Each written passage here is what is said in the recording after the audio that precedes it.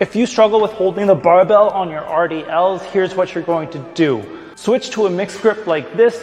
That way the barbell isn't going to roll out of your fingers. It's going to be a lot easier to hold and your forearms won't get so tired. That way when you're doing your RDLs, your wrists won't be such a limiting factor and you'll actually be able to train all the large muscle groups more effectively because you're able to hold on to that bar a lot easier. But here's what you need to be conscious of. If you're a beginner, this is super important for you. Make sure that you are getting used to using a mixed grip on both sides, because what happens when you're using a mixed grip is that your body will become a little less balanced, right? So this shoulder blade is gonna come back a lot easier than this shoulder blade, and that's gonna cause rotation. So you really have to focus on your form here and making sure that everything stays level when you're doing them.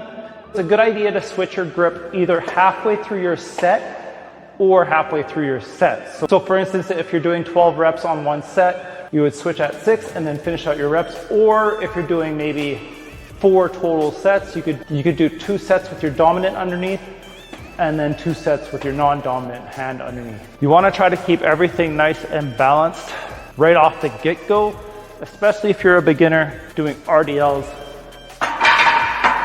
and your grip strength isn't quite there yet. I would also suggest that you don't solely rely on mixed grip, that when you're working with 10 to 12 reps, that you try to do it all overhand so that your grip strength does increase.